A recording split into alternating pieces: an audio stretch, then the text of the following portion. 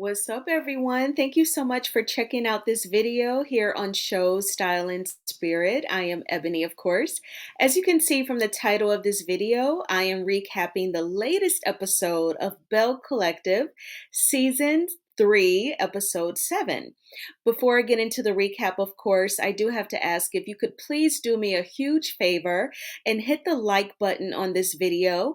I would really appreciate it. It will cause YouTube to recommend this video to other people who enjoy watching Belle Collective. And if you have your own personal forms of social media like Facebook, Instagram, could you also do me another huge favor and share this video on your social media platforms? Then some of your family, friends, co-workers, exes, if they are into watching Belle Collective, they may want to watch this video as well. And if you have not already done so, please subscribe to Show Style and Spirit. I offer a variety of content, including reality TV star interviews, TV show recaps, obviously, and celebrity gossip and news. So, with that being said, let's jump right on in. So, the episode opens up where episode 6 left off. That's pretty standard on a lot of reality TV shows. So it was like an evening parade in Jackson, and we have Sanjay, Marie, and Soguchi talking about the altercation at Latrice's wig event. Sanjay's body language and facial expression show that she is simply not feeling her stepmother, Shantae. And I'm assuming that Soguchi feels like it's more cool to go by a nickname as Soguchi because she's on TV. But in my opinion, Soguchi, if I were you, I would go by Shantae, especially if you want your realtor career to continue to flourish. I would want people to take me seriously. But anyway, Sanjay's body language totally said it all. She was not feeling her. She basically told Soguchi that in terms of her mother throwing a drink at her and escalating the altercation, making it physical, was a result of someone being tired of being disrespected for a long period of time and blacking out. Now, of course, as far as Belle Collective, although it's on season 3, this is our first season of seeing this major conflict between JJ's ex-wife Selena and his current wife Soguchi. So it's new to all of us viewers, but I am inclined to believe that the simmering, not even simmering, boiling hot beef between Soguchi and Selena is definitely nothing recent. And at the same time, Selena has to learn self control. If you already know that this woman does not like you and she is petty enough to come up to you and Tambra and only say hello to Tambra, just return her energy, Selena, and pay her dust. And then if she says something ignorant to you, then you defend yourself. But in my opinion, looking back, just seeing how petty Soguchi was, she wanted Selena to respond to her, and Selena gave her exactly what she wanted. Selena should have just ignored her the way Soguchi ignored Selena when she only spoke to Tambra. I feel like people operate from a place of pride when they say, oh, I'm going to make her speak. I'm going to make him speak. What's the point of quote unquote making someone speak if they don't F with you? It's just a fake introduction, a fake hello. That's it. I would want people to talk to me who sincerely wants to. I don't have to make anybody speak. But y'all let me know in the comments. So then, what happened during this scene? Marie did ask Sanjay, which sister of yours had the baby? Because, they look exactly alike. It's so hard to tell them apart. Y'all heard me talk about one of my favorite moments on Bring It was when Diana said in her confessional that she admitted she can't tell Star and Sky apart. So when one of them would dance kind of bad, she would just cut them both because she didn't know who was who. I was cracking up. So anyway, Sanjay had to tell her it was Star, and she said, "Oh, he's so adorable." And when Soguchi says, "Oh, I haven't met him yet. I can't wait to meet him," Sanjay just stood there, baby. Stood there. As a matter of fact, they were starting to walk because I guess they saw Marie's little girl Zuri in the parade and they were starting to walk, I'm assuming, back to their cars. Honey, Sanjay didn't say a word. She did not invite her stepmom to see her new nephew. And honestly, I can't blame her. So then we see Tambra and her coworker, who I think is more so her man, allegedly, and in my opinion, in their next scene. So then we actually see where, they're talking about how they have to get their podcast underway. They're missing out on money, missing out on a totally different audience. And to me, he just kind of looked at her with admiration. He was smiling. And this picture of them to the right, it totally looks like a couple's picture, y'all.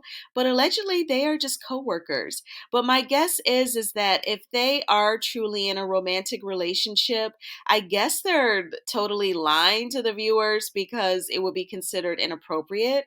And I'm guessing they don't want to get in trouble.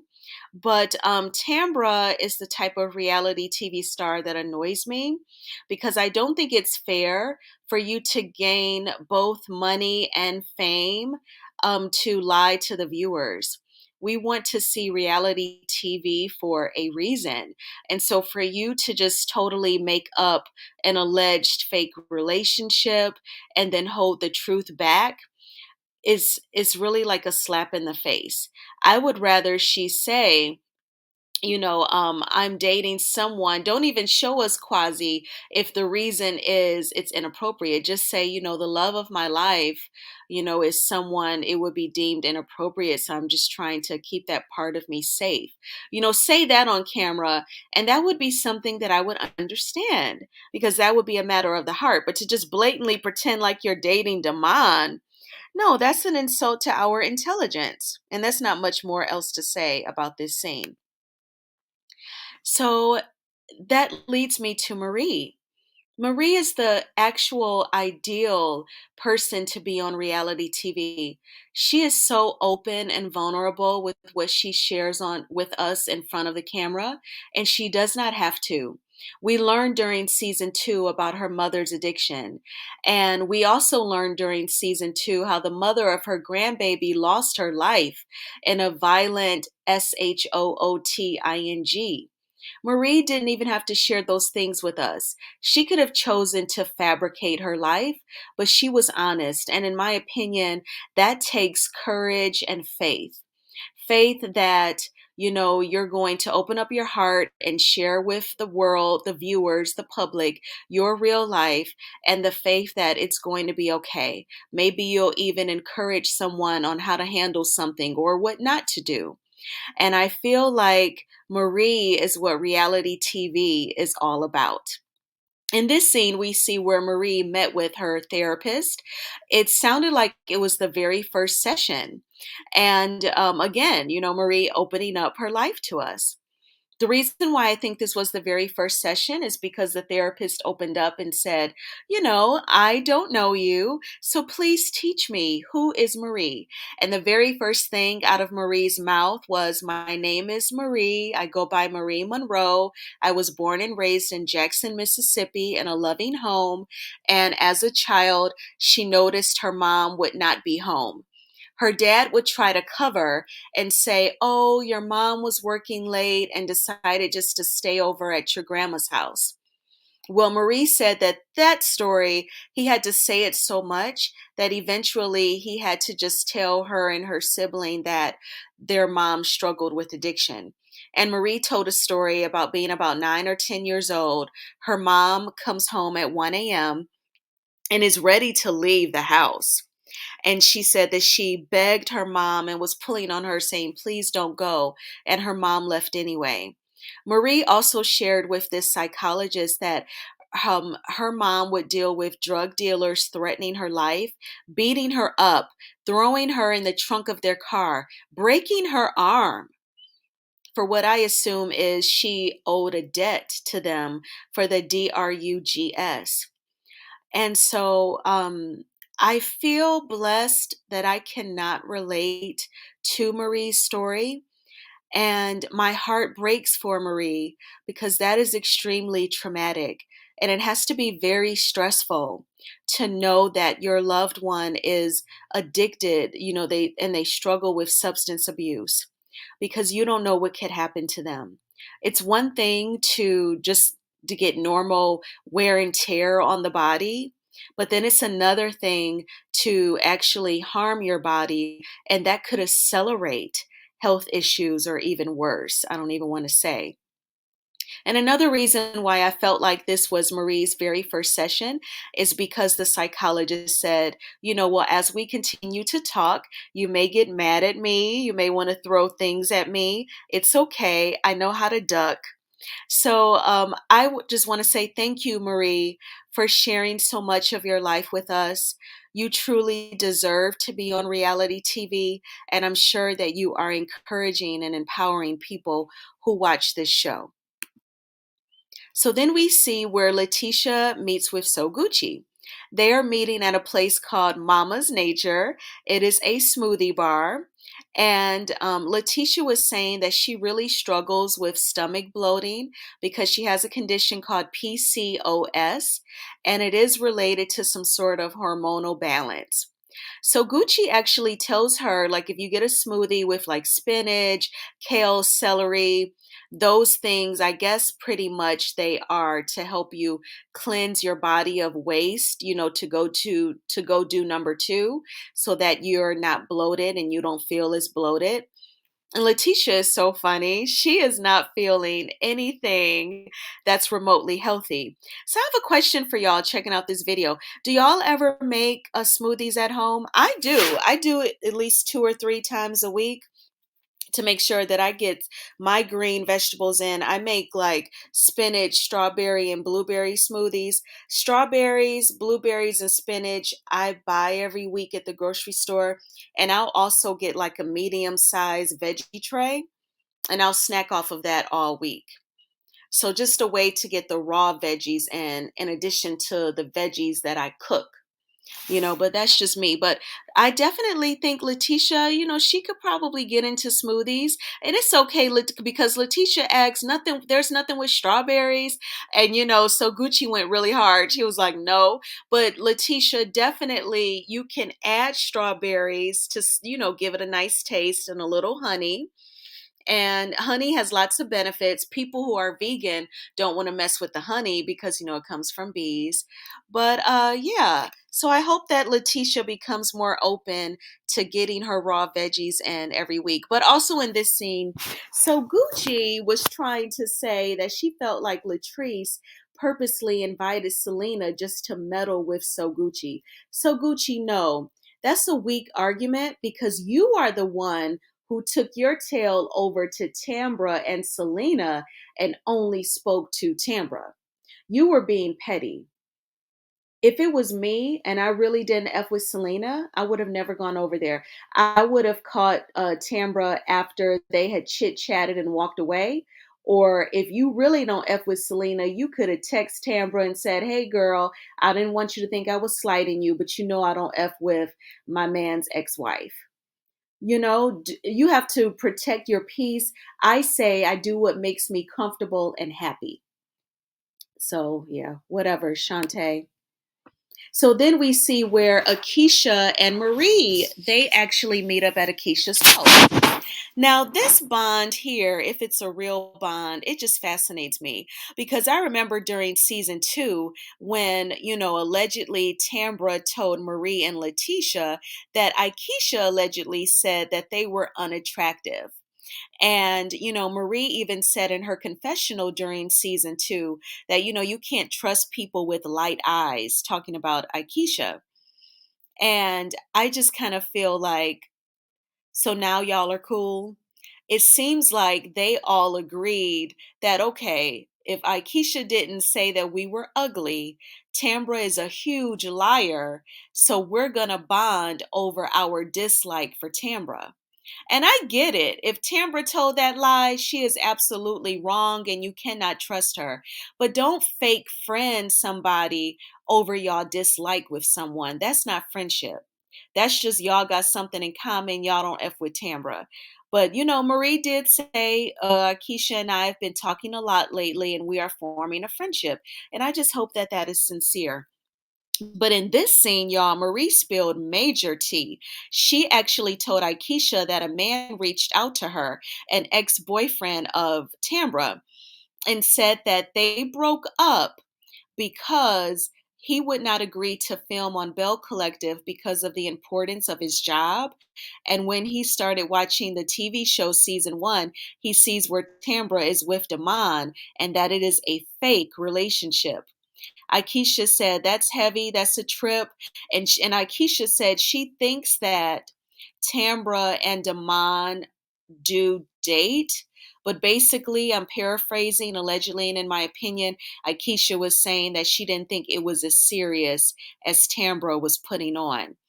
What do y'all think about Tambra and Damon? Do you think that they're friends with benefits?